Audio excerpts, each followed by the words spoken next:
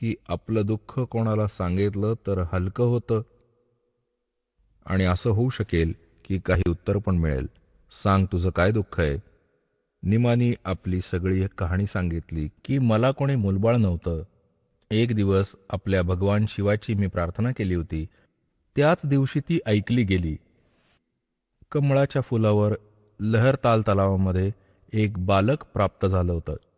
आता हे बालक काहीच खात नाहीये आणि हे काही पीत नाहीये. आता हे मृत्यूच्या उंबरठ्यावर आहे. हे बालक मेलं तर बरोबर मी पण मरेन.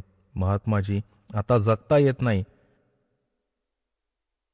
तेव्हा भगवान शिव म्हणाले की दाखव तुझा पुत्र कुठे आहे. निमाने विचार केला की साधू संत खूप प्रबळ शक्तीचे असतात, हे काहीतरी करूच शकतील.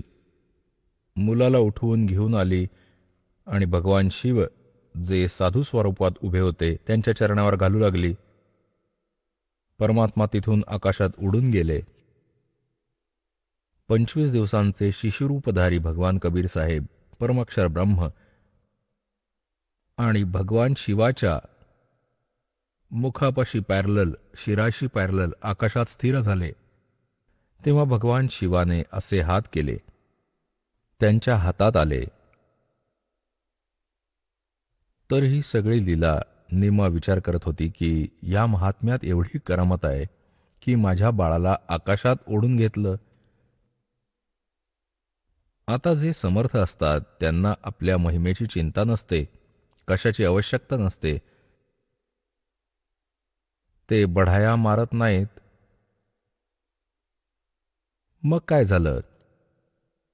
भगवान परमात्म्याने शिवाला सांगितलं की शिव, ह्यांना सांग की एक कुमारी गाय घेऊन ये आणि तिच्यावर तुम्ही तुमचा आशीर्वाद द्या.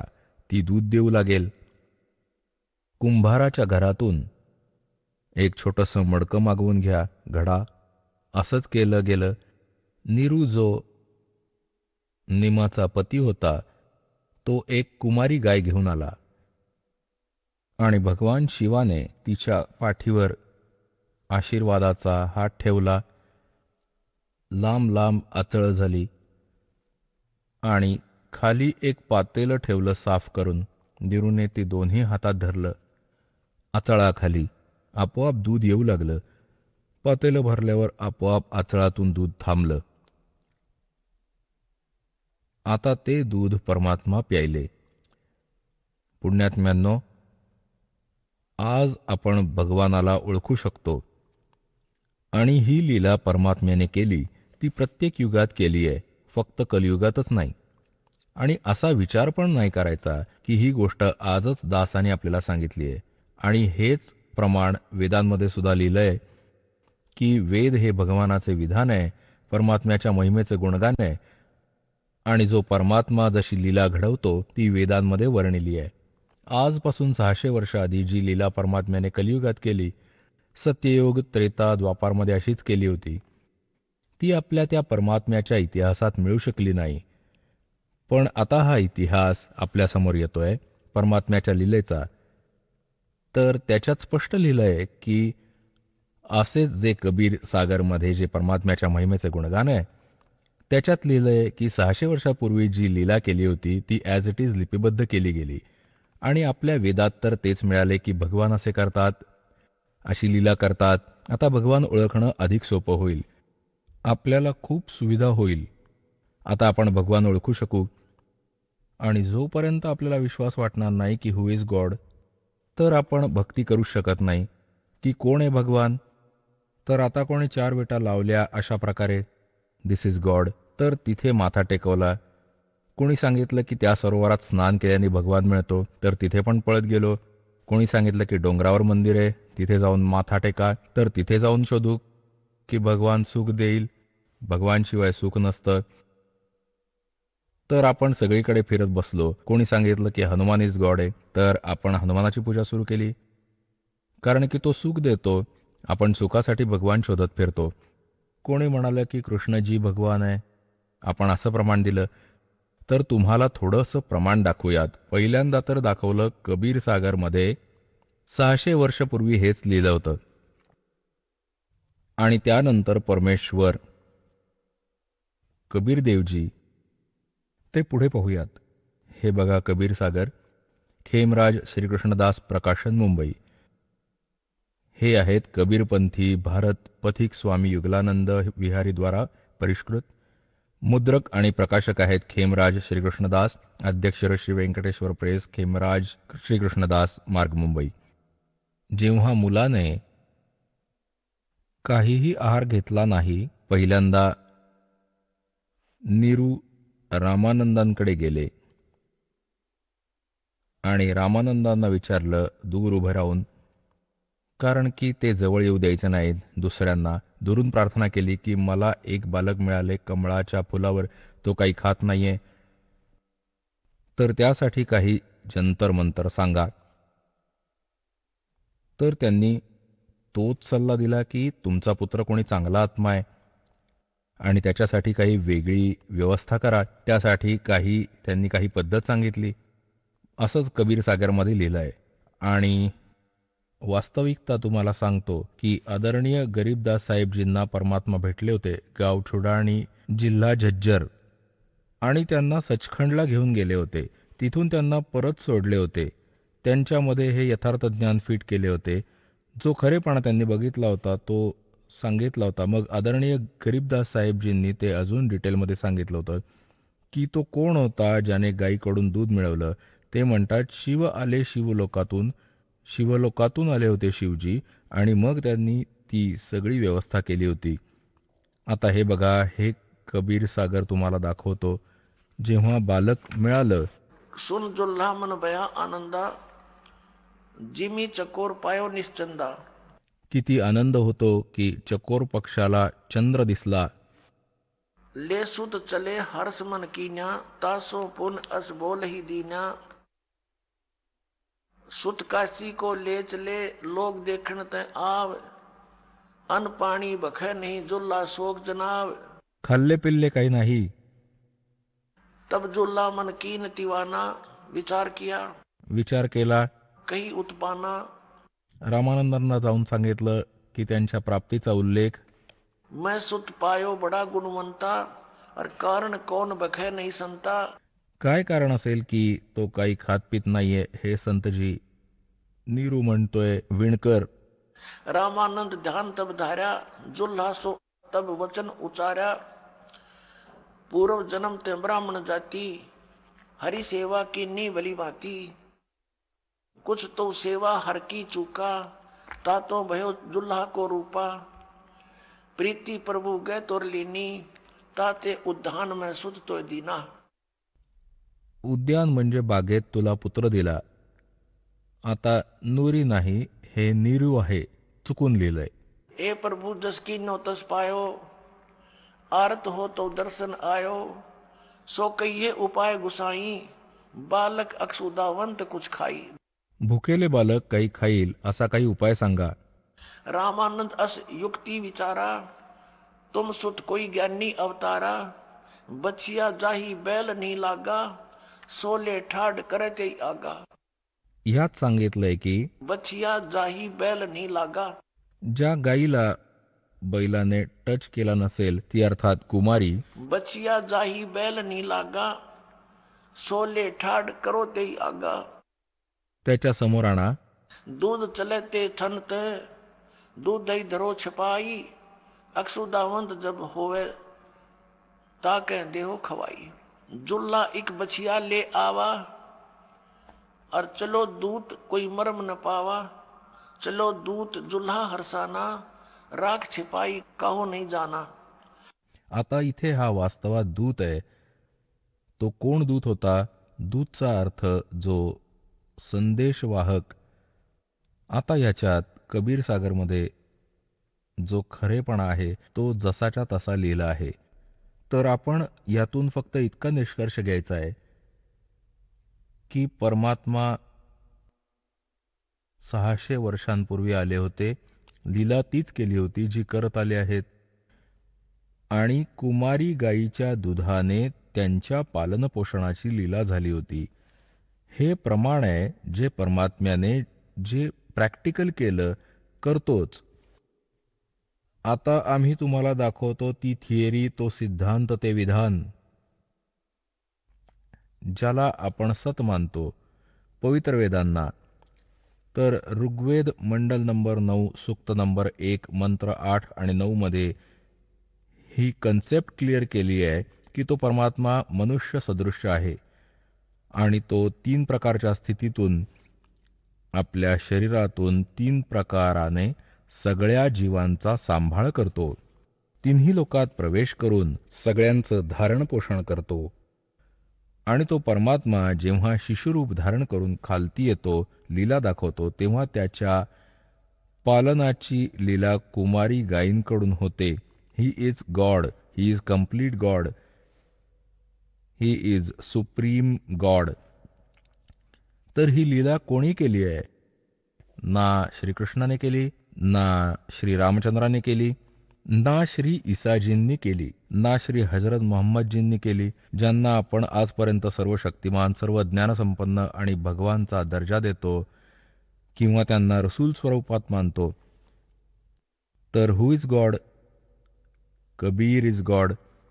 आता दाखवतो तुम्हाला ऋग्वेद. बघा ऋग्वेद, इथे मंडल 9 आणि 10 एकत्र अनुवादित आहेत. हे कुठून आहे? प्रकाशक आहेत सार्वदेशिक आर्य प्रतिनिधी सभा, महर्षी दयानंद भवन, रामलीला मैदान, नवी दिल्लीतून. हा त्यांचा फॅक्स आणि फोन नंबर आहे. महर्षी दयानंद सरस्वती कृत. मुद्रक आहेत Prince offset printers, 1510 Pataudi house, Daryaganj, नवी दिल्ली. आता इथे आपण बघूया थोडेसे ऋग्वेद भाषा भाष्यम नवमंडल, 9वा मंडल, प्रथम सूक्ताचे प्रथम मंत्र. ह्याच्यात काय आले? हे सौम्य स्वभाव परमात्मन म्हणजे परमात्माची महिमा सांगत आहेत. हे ऋग्वेद मंडल नंबर 9 सूक्त 1 मंत्र 2 यामध्ये सुद्धा हे परमात्मन म्हणजे भगवानाविषयी सांगत आहेत. आणि नंबर 3 मध्ये हे परमात्मन आणि नंबर 4 मध्ये हे सुद्धा परमात्मन आपण, आणि नंबर 5 मध्ये सुद्धा हे परमात्मन, आणि ऋग्वेद मंडल नंबर 9 सूक्त 1 मंत्र 6 मध्ये सुद्धा हे परमात्मन. आता कारण काय होतं की जितकेही आतापर्यंत संत ऋषी महर्षी झाले ते अज्ञानी होते, तत्वज्ञानाने अपरिचित होते. ते परमात्म्याला निराकार मानत होते आणि याच आधाराने सर्वांनी परमात्म्याच्या स्थितीला जाणलं होतं. आणि याच आधारे हे महर्षी दयानंद आणि त्यांचे जितके पण अनुयायी आचार्य झालेत, त्यांनी त्याच आधाराने भगवानाला मानून वेदांचा अनुवाद केला. तर यांना आता आठवण झाली की परमात्म्याची महिमा चालू आहे आणि आपण परमात्मा परमात्मा लिहित आलो आहोत.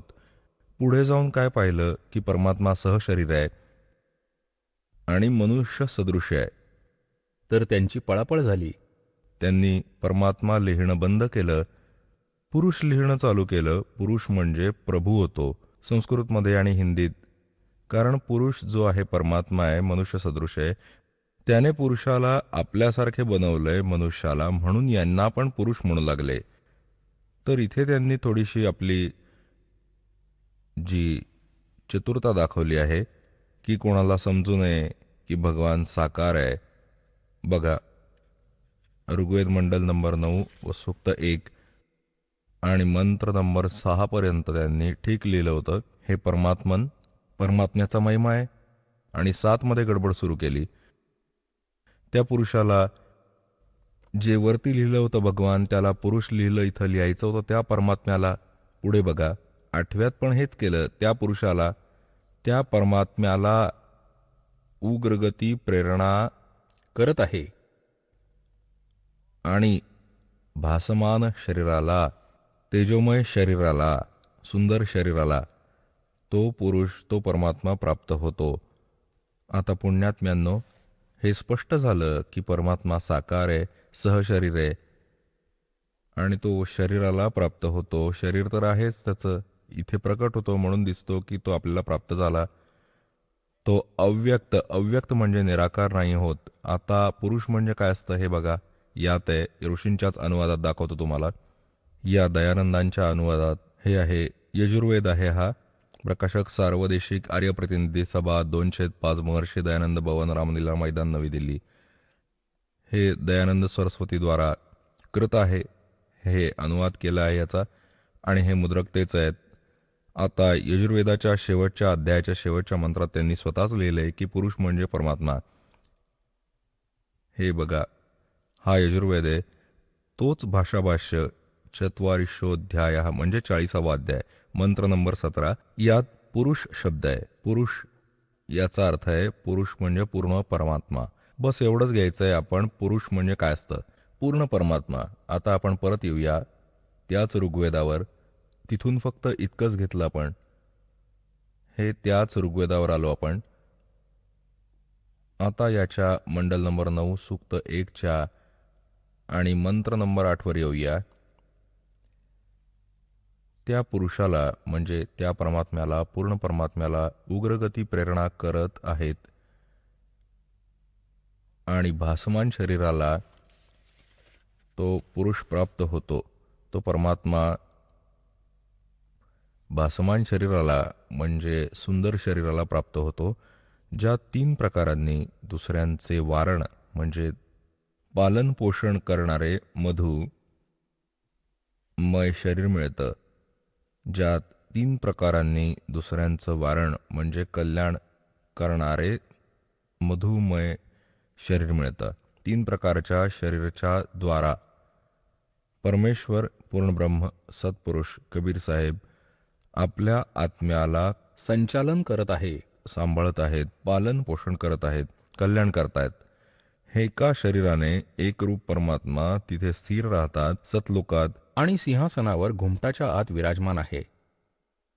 त्यांच्या एका रोमात, रोम म्हणजे केस असतात, एका रोमात समजा, रोमकुपामध्ये समजा, इतकं तेज आहे. कोटी सूर्य मिळून कोटी चंद्रमा तरी फिका प्रकाश राहील त्या सर्वांचा. इतकं तेजोमय शरीर आहे भगवानाचं. खूप विशाल शरीर आहे. दुसऱ्या प्रकारचं शरीर ते शिशुरूप धारण करून प्रत्येक युगात एक लीला करतो आणि एक जनसाधारण जशी भूमिका करतोय, आपल्या हाताने निर्वाह करून दाखवतो. आणि हे सिद्ध करण्यासाठी की परमात्मा मिळवण्यासाठी विशेष अवडंबर आणि वेगळ्या धनाची आवश्यकता नाहीये.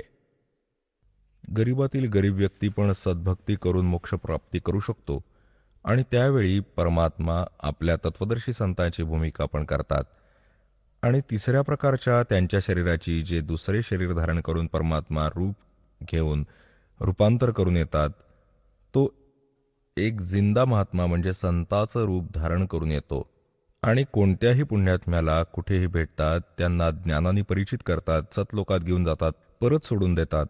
आपले साक्षीदार बनवून त्यांना प्रचार हेतूनी सोडून देतात. या 3 प्रकारांनी लीला करतो भगवान, 3 प्रकारचं शरीर धारण करून. तर ते सांगितलं. आता सांगायचं तर शिशुरूपामध्ये जेव्हा परमात्मा इथे प्रकट होतात, तर त्यांची पालनपोषणाची लीला कुमारी गायींद्वारा होते. हे वेद पण साक्ष देत आहेत. आणि ते प्रात्यक्षिक परमात्म्याने 600 वर्षापूर्वी करून ठेवलंय. तर आता समजले who is God, Kabir is God. बघा, हे ऋग्वेद मंडल नंबर 9 सूक्त 1 मंत्र 8 आपण वाचला. आता 9वा वाचूया. त्या सौम्य स्वभावाच्या श्रद्धाळू पुरुषाला, सोम म्हणजे लिहायचं होतं, त्या अमर पुरुषाला हे शिशुम, शिशुम म्हणजे कुमार अवस्थेतच सर्व प्रकाराने, आता अधन्या अहिंसनीय, धेनू म्हणजे गायी, तृप्त करतात. आता त्यांनी परमात्म्यानी त्याच्या करकमलांनी ठीक आहे, थोडं तरी ठीक लिहून घेतलं, नाही तर अजून गडबडही करू शकत होते. आता अधन्या, अधन्या म्हणजे बिलकुल विनाधनाई. जसे दास लहानपणापासूनच आपल्या गावात ऐकत होते, म्हणत होते ही गाय विनाधनाई आहे, तर तिला संस्कृतमध्ये अधन्या, अधन्या विनाधनाई म्हणजे जिने गर्भधारण केला नाही म्हणजे विनाधनाई आहे. आणि ही अधन्या पूर्ण रूपेनं म्हणजे स्पर्शरहित कुमारी. आता अधन्या म्हणजे कुमारी गायींच्या द्वारे त्या कुमारी गायी दूध देतात, त्याने भगवानाच्या पालनपोषणाची लीला होते, त्रितुप्त करते त्यांना. हे बघा, ऋग्वेद मंडल नंबर 9 सूक्त 1 मंत्र 9 मध्ये त्या शिशुरूपधारी अमर पुरुषाला हे सांगायला पाहिजे होतं, हे लिहायला पाहिजे होतं. त्या शिशुरूपामध्ये प्रकट परमात्म्याला सर्व प्रकाराने अधन्या म्हणजे सर्व प्रकाराने विनाधनाई म्हणजे हे अधन्या पूर्णरूपाने स्पर्शरहित. धेनव म्हणजे गायी तृप्त करतात. त्यांची पालनपोषणाची लीला यांच्याकडून होते. बोलो सतगुरुदेव की जय.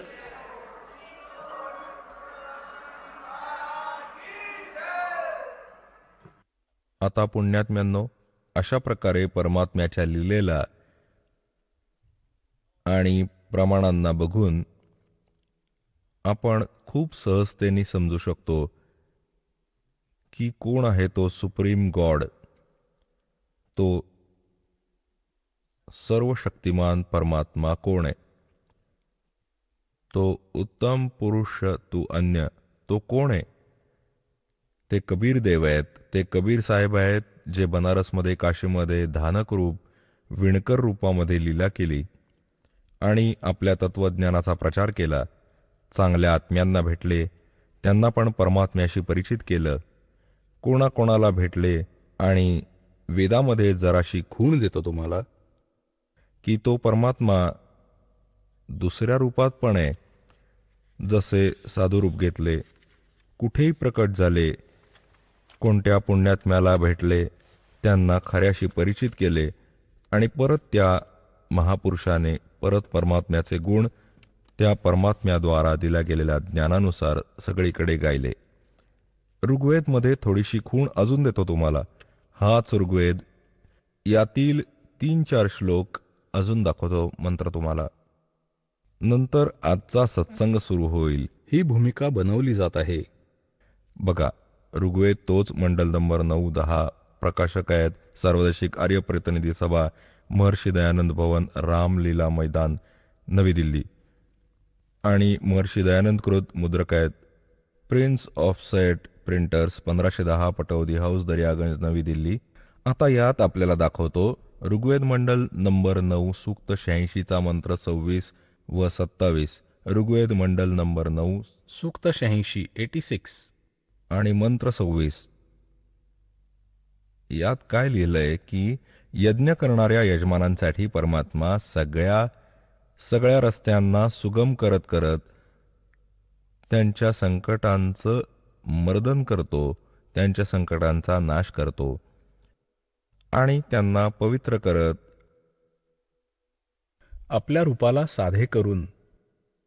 कारण सतलोकामध्ये परमात्म्याचं रूप खूप तेजोमय आहे. एका रोमकुपात करोडो सूर्य मिळवले, करोडो चंद्रमा, तो पण फिका प्रकाश राहतो. इतकं तेजोमय शरीर आहे भगवानाचं. असेच ते जसेच्या तसे इथे आले तर आपले डोळे दिपतील, आपण बघू नाही शकत काही पण. दुरून भगवान तर नंतर येतील, पण त्याचा प्रकाश पहिले येईल, तर त्या प्रकाशाने आपण परमात्म्याला नाही बघू शकत. यासाठी आपल्या रूपाला हलकं तेजपुंज सरळ बनवून ते आपल्या समोर प्रकट होतात. जसे काशीमध्ये विणकर रूपात ते परमात्मा पूर्ण ब्रह्म आहेत. बघा, आपल्या रूपाला सरळ करत करत तो कांतिमय परमात्मा. इथे त्यांनी कबीरचा अर्थ सर्वज्ञ लिहिला. इथं लिहायचं होतं कबीर देव. आता इथे हा मुद्दा स्पष्ट केला पाहिजे की जिथे कुठे परमात्म्याची महिमा चालू आहे, वेदात जर तिथे जर कबीर शब्द आहे, कबीर, तो लिहायला पाहिजे कबीर देव. जसे हे स्वतः लिहितात, हे संस्कृत व व्याकरणाचे जाणकार. आणि परत यजुर्वेद दाखवला पाहिजे. बघा, हा यजुर्वेद आहे. हा महर्षी दयानंद सरस्वती कृत. प्रकाशक आहेत सार्वदेशिक आर्य प्रतिनिधी सभा, 205 महर्षी दयानंद भवन, रामलीला मैदान, नवी दिल्ली. आणि हे महर्षी दयानंद सरस्वती द्वारा याचा अनुवाद केला गेलाय. आणि मुद्रक Prince offset printers, 1510 Pataudi, Daryaganj, नवी दिल्लीहून हे छापलंय. यजुर्वेद अध्याय नंबर 36 मध्ये षट्त्रिशाध्यायरंभः 36 मध्ये आणि मंत्र नंबर 1 मध्ये इथे यजू शब्द लिहिलाय. यजू. रुचम वाचम प्रपद्ये मनो यजुः प्रपद्ये. या यजूचा अर्थ अनुवाद करते वेळी महर्षी दयानंदाने इथे बरोबर केलाय. यजूचा अर्थ लिहिला यजुर्वेद. बिलकुल ठीक केलं. जर इथे यजूचा अर्थ अन्य केला असता, कारण यजू म्हणजे होतो परमात्म्याला मिळण्याचा विधी, म्हणजे यज्ञ स्तुती, हा पण अर्थ होतो. जर इथे त्यांनी अर्थ केला असता ही महिमा होती यजुर्वेदाची, तर यजुर्वेद न लिहिता कोणता दुसरा अर्थ केल्याने अनर्थ झाला असता आणि ज्याची महिमा बोलली जात आहे त्याला ओळखू नसते शकले. याच प्रकारे जिथे पण कबीर लिहिले आहे, कबीर ज्याला अपसर्ग लावला जातो, तर तिथं लिहिलं पाहिजे कबीर देव. आणि कबीरदेव लिहिण्यानी जर गोष्ट उलगडली तर आपण त्यांना कबीरदेव म्हणू ना की कबीर, आपण वला ब म्हणतो.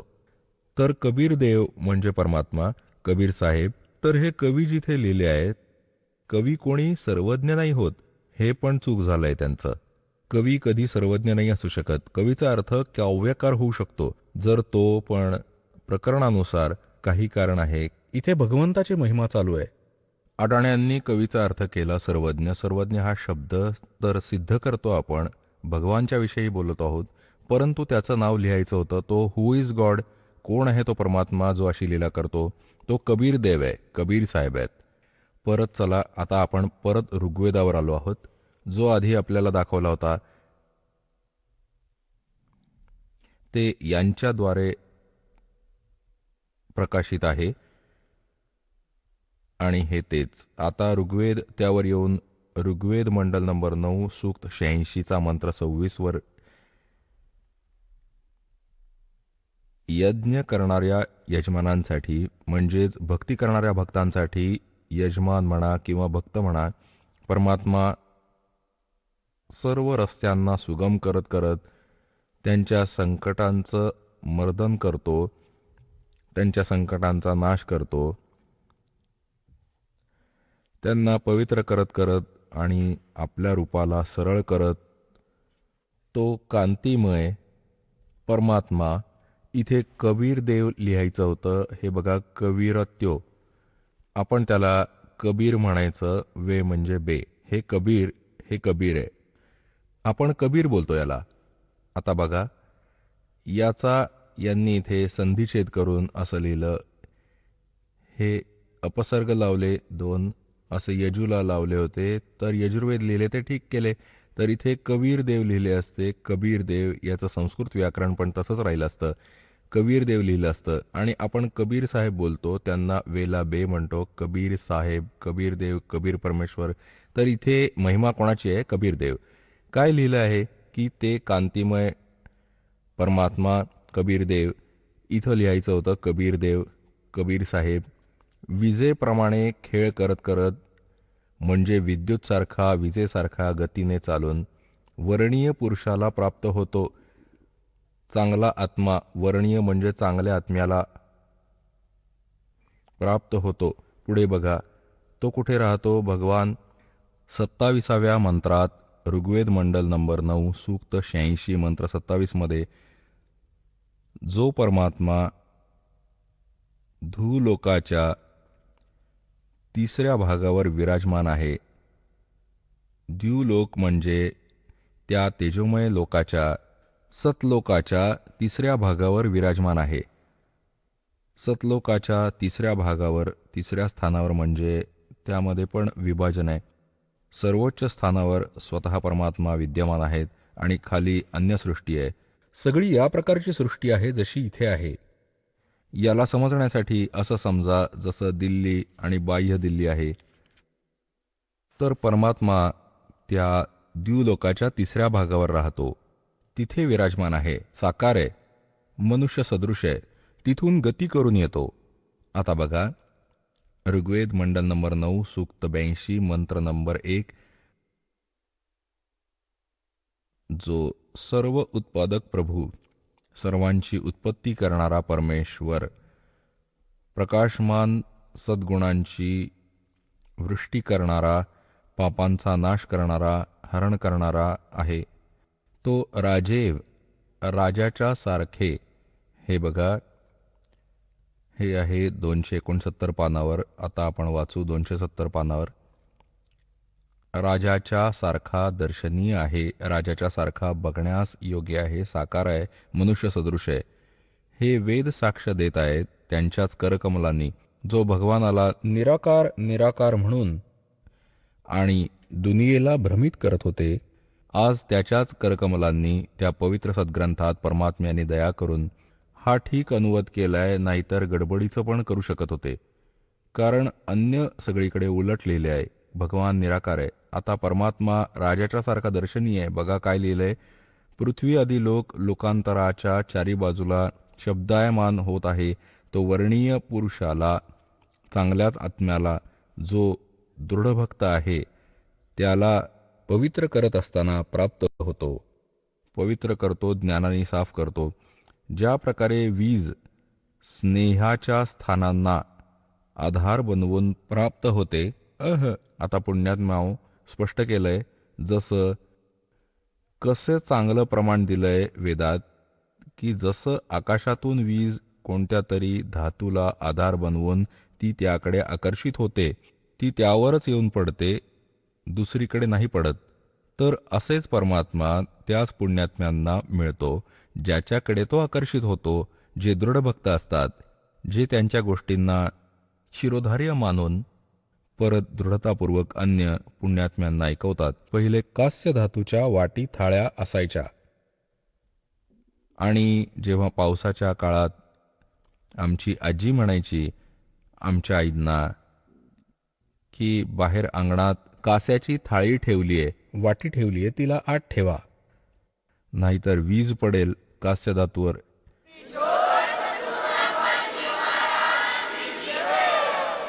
चला आता आपण त्या श्रद्धाळूंचे अनुभव जाणून घेऊयात, ज्यांनी जगद्गुरू तत्वदर्शी संत रामपालजी महाराजांकडून दीक्षा प्राप्त केलेली आहे, तसेच त्यांच्याद्वारा सांगितलेल्या भक्ती मार्गावर चालत आहेत.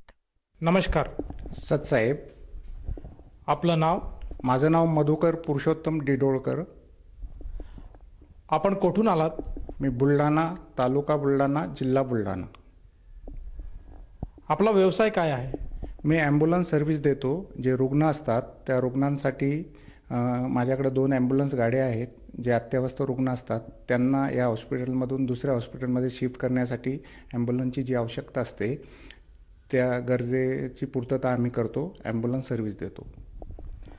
संत रामपालजी महाराजांची गुरुदीक्षा आपण कधी घेतली? संत रामपालजी महाराजांची गुरुदीक्षा मी 2014 साली घेतलेली आहे. संत रामपालजी महाराजांची गुरुदीक्षा घेण्या अगोदर आपण व आपला परिवार कोणती भक्ती साधना करत होतात? संत रामपालजी महाराजांची गुरुदीक्षा घेण्याच्या पहिले आम्ही भारतीय संस्कृतीत ज्याही पद्धतीच्या साधना होत्या त्या सर्व करायचो. जसे की गणपती स्थापना, त्याच्यानंतर महालक्ष्मी पूजन, त्याच्यानंतर नवरात्र. गणपती पूजेमध्ये साधारण 10-11 दिवसाचा जो कालावधी असतो, सकाळ संध्याकाळ आरती करणे. त्याच्यानंतर गणपतीच्याच पिरियडमध्ये महालक्ष्मीची जी 3 दिवसाची स्थापना असते ती आमच्या घरी व्हायची. माझ्या घरी महालक्ष्म्या एवढ्या पुरातन होत्या की आमच्या गावामध्ये, माझं मूळ गाव डिडोळा आहे बुलढाणा जिल्ह्यामध्ये, आमच्या गावामध्ये फक्त आमच्या घरी महालक्ष्म्या बसायच्या, एवढ्या पुरातन महालक्ष्म्या होत्या. आणि त्याच्यानंतर नवरात्र बसताना नवरात्राची जी घटस्थापना करून त्याची 9 दिवस आम्ही पूजा करायचो. सर, जसं तुम्ही सांगत आहात की आपण महाराष्ट्रामध्ये जी प्रचलित भक्ती साधना आहे, जसे की गणेशोत्सव, दुर्गापूजन, नवरात्र उत्सव, हे जे उत्सव आपण साजरे करत होतात आणि देवी देवतांची पूजा करत होतात. परंतु मला असं विचारायचं आहे की महाराष्ट्र हे एक साधू संतांची भूमी म्हणून ओळखले जाते आणि महाराष्ट्रामध्ये वारकरी समुदायाला एक मोठं स्थान आहे. वारकरी समुदायामध्ये कीर्तन करणे किंवा पंढरीला वारीला जाणे, तर ह्या प्रकारची आपण काही भक्ती साधना आपण करत होतात का? महाराष्ट्रीय संतांच्या वाङ्मयामध्ये जे प्रमाणं आहेत, जी आम्ही महाराष्ट्रामध्ये भारतीय संस्कृतीमध्ये जी देवी देवतांची पूजा आहे ती तर आम्ही करायचोच, परंतु यासोबतच भगवंताची जी इतर देवतांची पूजा अर्चा करत असताना कीर्तन वगैरे ऐकण्याचा मला छंद जडला.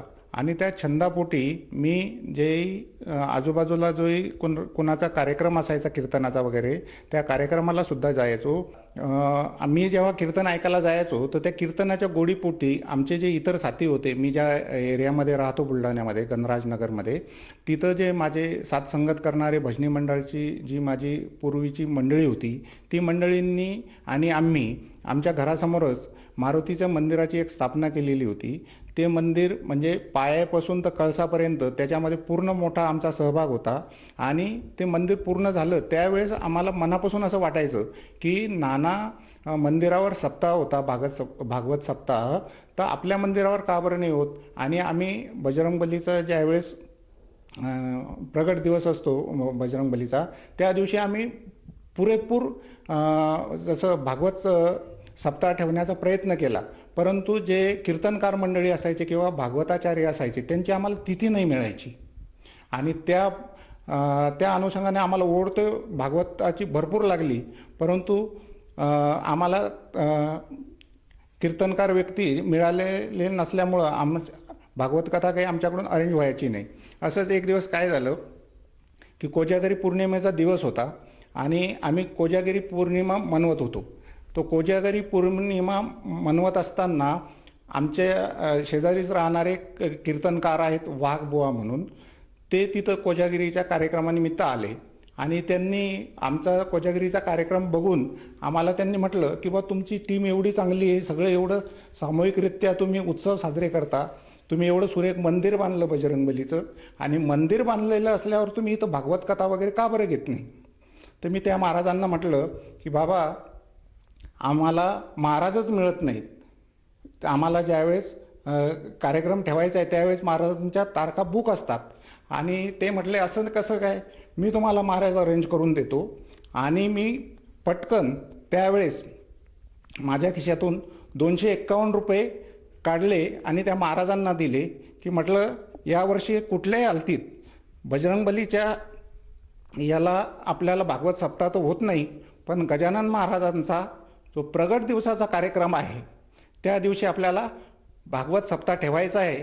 आणि त्या सप्ताहात तुमची ही तारीख फिक्स आणि ही सुपारी रूपानं तुम्ही 251 रुपये ठेवा.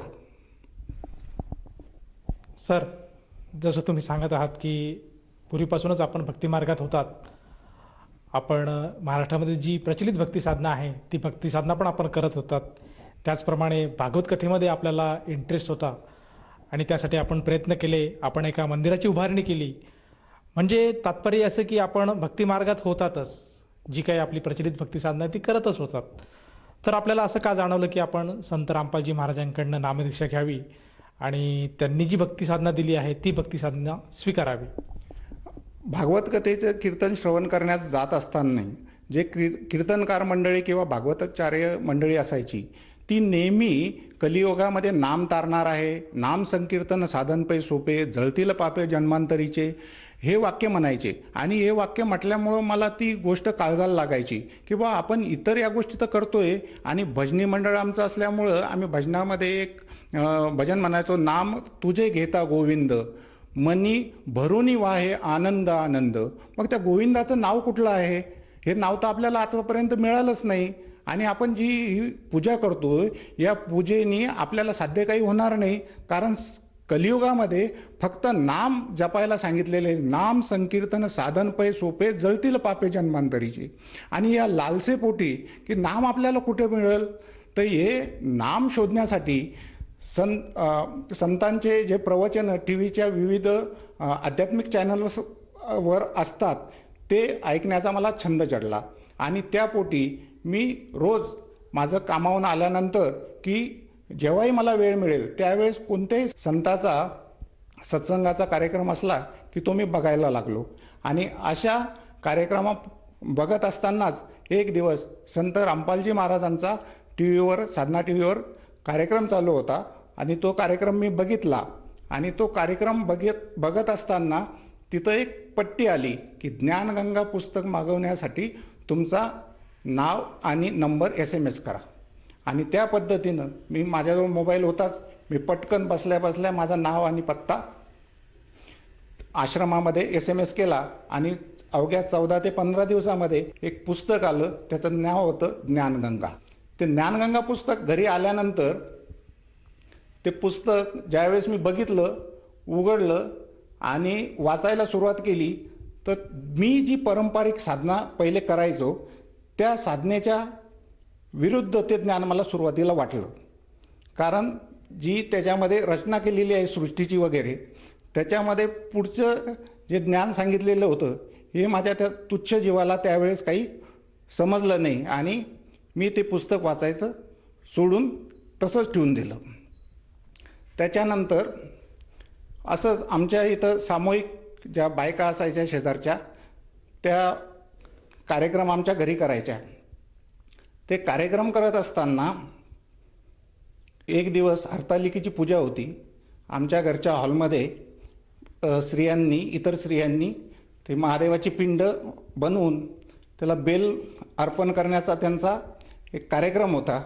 आमच्या घरी हॉलमध्ये ज्या स्त्रिया एकत्र झालेल्या होत्या, त्यामुळं मी बेडरूममध्ये गेलो आणि पेपर शोधत असताना वर्तमानपत्र, तो पेपर न मिळता मला संत रामपालजी महाराजांचं पुस्तक मिळालं आणि त्या पुस्तकात मी जे पुस्तक सुरुवातीला 4 पेज वाचून सोडून दिलं होतं, ते पेज मधलं ज्ञान मला तेव्हा कळालं नाही. परंतु परमात्माला मला शरणामध्ये घ्यायचं होतं आणि सद्गुरू रामपालजी महाराजांचा महाराष्ट्रामध्ये औरंगाबाद येथे एक सत्संगाचा कार्यक्रम झाला होता. त्या कार्यक्रमामध्ये त्यांचा जो सेवादार एक भगत होता, तो जो मंडप असतो त्या मंडपावरून पडल्यामुळं त्या भक्ताचं स्पाईन फ्रॅक्चर झालं होतं आणि ते फ्रॅक्चर झाल्यावर औरंगाबादला पटवर्धन हॉस्पिटल औरंगाबाद इथं त्या भक्ताला उपचारार्थ नेण्यात आलं होतं. परमात्माची दया मला अशी झाली की जे पुस्तक मी सुरुवातीला वाचायचं सोडून दिलं. माझा ॲम्ब्युलन्सचा व्यवसाय असल्यामुळं परमात्माने मला फक्त त्या पुस्तकात तो अनुभव ओपन झाला आणि पटवर्धन हॉस्पिटल औरंगाबाद एवढं मला त्या पुस्तकामध्ये दिसलं. मी विचार केला, हे पुस्तक तर आपला हरियाणाहून आलेलं आहे आणि पटवर्धन हॉस्पिटल औरंगाबाद हे यामध्ये का बरं लिहिलेलं आहे. म्हणून मी तो अनुभव सखोलपणे वाचला आणि वाचल्यानंतर मला असं कळलं की त्या भक्ताचा स्पाईन म्हणजे मणके पाठीचे तुटलेले होते आणि ते तुटलेले मणके कोणतंही ऑपरेशन न करता 4-5 दिवसात ती पुण्यात्मा घरी वापस गेली सुट्टी घेऊन. ज्या व्यक्तीचं स्पाईन बेंड झालेलं आहे तो माणूस चालू शकत नाही आणि हे सुट्टी घेऊन गेले. त्यांचा त्याच्यामध्ये मोबाईल नंबर होता. त्या मोबाईल नंबरवर मी संपर्क केला, त्यांच्याशी बोललो की बा तुम्हाला असा आजार झाला होता का. त्यांनी सांगितलं की हो, मला असा आजार औरंगाबाद येथे झाला होता आणि तो अनुभव मी पूर्णपणे 3 वेळेस वाचल्यानंतर इतर त्या पुस्तकातले सर्व अनुभव स्वतः पुन्हा वाचले आणि त्याच्यानंतर त्या अनुभवांच्या खाली जे नंबर दिलेले होते त्या नंबरवर प्रत्यक्ष संपर्क साधून त्यांच्याशी पहिले बोललो की बा तुम्हाला या आजाराचे असे लाभ झालेले ते सत्य आहे का. तर त्या पुण्यात्मांनी मला सांगितलं की हो, हे सत्य आहे आणि आम्हाला असे आजार होते, त्या आजारातून आम्ही नामदीक्षा घेतल्यामुळं पूर्णपणे बरे झालेलो आहोत. आणि त्यानंतर मी पुस्तक पहिल्यापासून शेवटपर्यंत अवघ्या काही दिवसात वाचलं आणि त्याच्यानंतर बरवाला येथे जाऊन संत रामपालजी महाराजांची दीक्षा घेतली. सर, जसं तुम्ही सांगत आहात की संत रामपालजी महाराजांचं जे ज्ञानगंगा हे पुस्तक आहे हे आपण वाचलं, त्यामध्ये जे अनुभव आहेत जे भक्तांचे, त्या भक्तांचे तुम्ही अनुभव ऐकलेत, ते वाचलेत आणि त्यांना प्रत्यक्षात आपण संपर्क साधून परिस्थिती जाणून घेतली की सत्य परिस्थिती काय आहे, हे अनुभव खरे आहेत का खोटे आहे. आणि जेव्हा तुम्हाला कळालं की हे पूर्णतः खरे आहेत तर तुम्ही संत रामपालजी महाराजांची गुरुदीक्षा घेतली. तर जेव्हा तुम्ही संत रामपालजी महाराजांची गुरुदीक्षा घेतली तर आपल्याला सुद्धा असे काही अनुभव अनुभवायला मिळालेत का. हो सर, मला 2002 मध्ये माझ्या घरावरून मी शॉक लागून खाली पडलो होतो. पडल्यामुळं माझं जे रीढची हड्डी असते त्याच्या खालच्या साईडला फ्रॅक्चर झालं होतं. ते फ्रॅक्चर झाल्यामुळं मला खाली टॉयलेटला बसतासुद्धा यायचं नाही आणि त्या आजाराने मी अक्षरशः 2002 पासून ते 2013 पर्यंत मी ग्रस्त होतो आणि मला खाली बसता तर यायचं नाही, पण स्पॉन्डिलायटिसचा पण त्रास झाला होता. माझ्या मानेला पण बेल्ट लागला होता. आणि संत रामपालजी महाराजांची ज्यावेळेस मी दीक्षा घेतली त्यावेळेस या आजारातून मला 100% आराम मिळाला. हा माझा सगळ्यात मोठा पहिला अनुभव आहे. यानंतर आपल्याला आणखीन काही शारीरिक, मानसिक, आर्थिक असे काही लाभ प्राप्त झालेत का?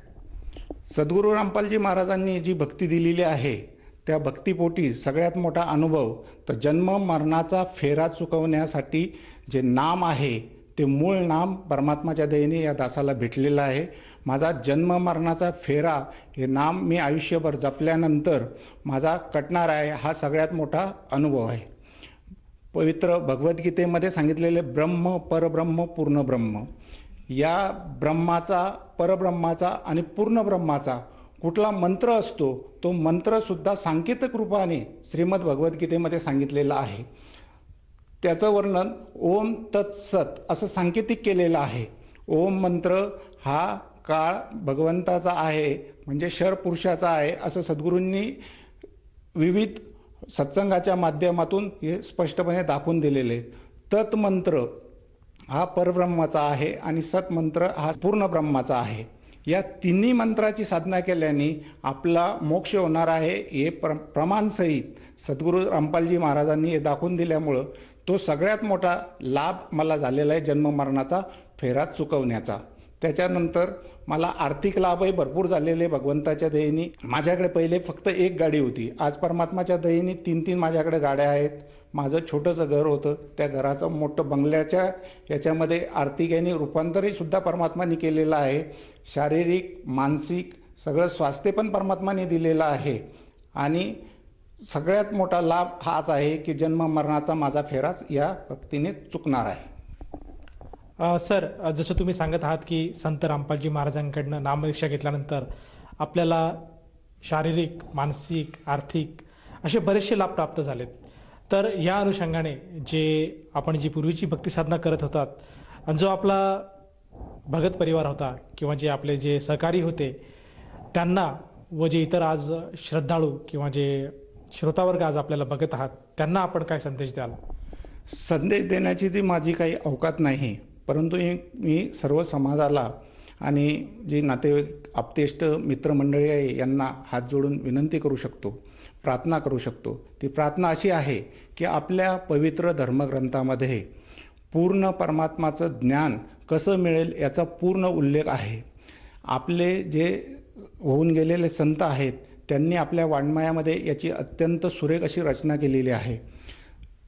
त्याच्यामध्ये नामदेव महाराज आहेत, त्याच्यानंतर ज्ञानेश्वरजी आहेत, तुकडोजी महाराज आहेत, ज्यांना आपण माऊली म्हणतो त्या मुक्ताईंनी ज्ञानेश्वरांना एक प्रश्न विचारला होता की सांगा ज्ञानेश्वरा चुके एर झारा 84चा.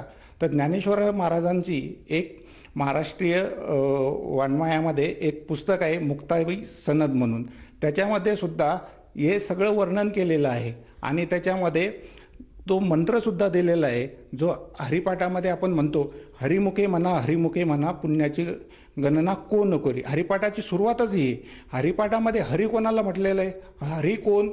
हरी तो की तुमच्या आमच्यावर येणाऱ्या प्रत्येक संकटाचं जो निवारण करू शकेल तो हरी, तो विश्वव्यापक, जो गीतेच्या 15व्या अध्यायातल्या पहिल्या श्लोकामध्ये सांगितलेलं आहे की ऊर्ध्व मूलम अधशाखा, वर मुळं आणि खाली शाखा असलेला संसाररूपी जो वृक्ष आहे त्या वृक्षाची मांडणी जी ज्या पद्धतीने सांगितलेली आहे तो जड म्हणजे तो पूर्ण परमात्मा म्हणजे या सकल सृष्टीचा जो रचित आहे त्याची भक्ती सुद्धा करायला आपल्याला सांगितलेली आहे.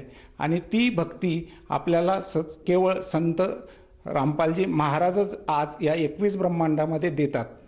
संत रामपालजी महाराज आपल्याला जी भक्ती देतात त्या भक्तीने आपला मोक्ष होऊ शकतो. माझी ही तुम्हाला कळकळीची प्रार्थना आहे, विनंती आहे की संत रामपालजी महाराजांचे जे ज्ञानगंगा आणि जगण्याचा मार्ग हे जे पुस्तकं आहेत ते पुस्तकं तुम्ही वाचून आध्यात्मिक ज्ञान मिळवावं आणि आपलं आयुष्याचं कल्याण करावं. सर, जर एखाद्या साधकाला संत रामपालजी महाराजांची नामदीक्षा किंवा गुरुमंत्र घ्यावायचा असेल तर ती व्यक्ती नामदीक्षा किंवा गुरुमंत्र कसा घेऊ शकेल? संत रामपालजी महाराजांचे विविध चॅनल्सवर सत्संग प्रसारित होत असतात. ते सत्संग प्रसारित होत असताना टी व्हीच्या स्क्रीनवर आश्रमाचे नंबर्स असतात. त्या नंबर्सवर आपण फोन करून आपल्या गावाच्या आजूबाजूला जिल्हास्थळी महाराष्ट्रात आणि भारतात सुद्धा नामदान स्थळं खुललेले आहेत. आपला लोकेशन त्यांना सांगून आपल्या जवळील नामदान केंद्राचा आपल्याला नंबर मिळेल. तिथं संपर्क साधून आपण संत रामपालजी महाराजांची गुरुदीक्षा घेऊ शकता. सर, जसं तुम्ही सांगत आहात की संत रामपालजी महाराजांच्या कृपेने आज महाराष्ट्रात नव्हे तर जगभरात नामदान केंद्राची सुविधा उपलब्ध करून दिली गेलेली आहे. तर ह्या अनुषंगाने जर एखाद्या साधकाला संत रामपालजी महाराजांची नामदीक्षा घ्यावयाची असेल तर त्या साधनेसाठी, त्या नामदीक्षेसाठी त्याला किती पैसे मोजावे लागतात? संत रामपालजी महाराजांकडून नामदीक्षा घेण्यासाठी आपल्याला एक कवडी देखील द्यावी लागणार नाही. संत रामपालजी महाराज आपल्याला पूर्णतः फ्रीमध्ये नामदान देतात आणि नामदानासोबत भक्ती करण्यासाठी जे हरिपाठासारखं एक पुस्तक असतं, जी परमात्माची अमृतवाणी, त्याला भक्तिबोध म्हणतात, ते सुद्धा फ्री देतात. त्याच्यानंतर सद्गुरूंचा फोटो, त्याच्यानंतर मंत्राचं कार्ड, हे सुद्धा आपल्याला फ्रीमध्ये दिलेलं जातं. याच्यासाठी कुठल्याही प्रकारचा पैसा रामपालजी महाराजांकडून दीक्षा घेण्यासाठी आपल्याला द्यावा लागत नाही. सर्व फ्री आहे. धन्यवाद. सत साहेब.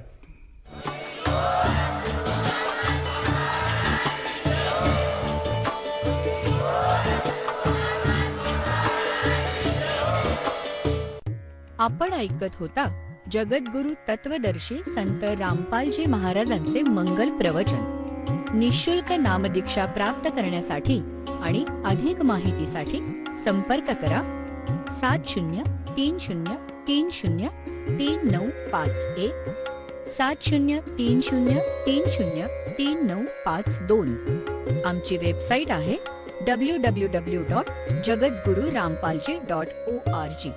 सर्व पवित्र धर्मांच्या व पवित्र शास्त्रांवर आधारित प्रमाणित अनमोल पुस्तक ज्ञानगंगा किंवा जगण्याचा मार्ग यापैकी कोणतेही एक पुस्तक निःशुल्क मागवण्यासाठी आम्हाला आपले पूर्ण नाव, पूर्ण पत्ता, पिनकोड सहित आणि फोन नंबर लिहून 7030303951 7030303952 नंबरवर SMS करू शकता किंवा आम्हाला 7030303950 नंबरवर व्हॉट्सअप देखील